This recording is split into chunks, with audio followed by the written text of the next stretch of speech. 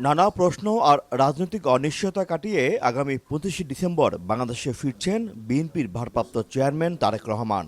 দেড় যুগের দীর্ঘ প্রবাস জীবন শেষে তার প্রত্যাবর্তন শুধু একজন নেতার দেশে ফেরা নয়, বরং রাজনীতিতে একটি গুরুত্বপূর্ণ অধ্যায় হিসেবে বিবেচিত হচ্ছে।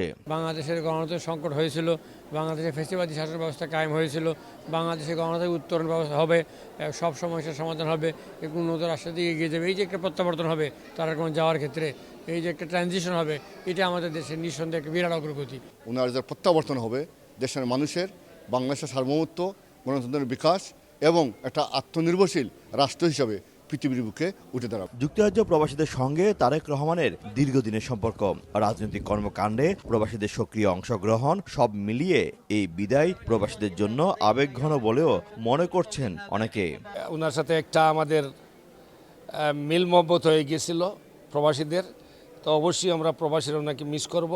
উনি দেশে যাবেন, দেশের এই দুর্দিনে উনি দেশের হাল ধরবেন, দেশের মানুষের জন্য, দেশের জন্য উনি যা করণীয় তিনি তাই করবেন। স্থানীয় বিএনপির দাবি, জাতীয় নির্বাচনে মাঠে থেকেই দলকে নেতৃত্ব দেওয়ার সংকল্প নিয়ে দেশে ফিরছেন তারেক রহমান।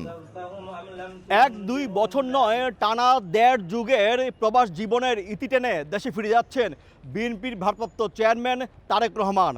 একদিকে যুক্তরাজ্য প্রবাসীদের সাথে বিচ্ছেদের আবেগ, অন্যদিকে দেশের গণতন্ত্র পুনরুদ্ধারের অভিযাত্রায় তার এই প্রত্যাবর্তন নতুন এক ইতিহাসের সূচনা করতে যাচ্ছে। শোয়েব কবির, সময় সংবাদ, লন্ডন।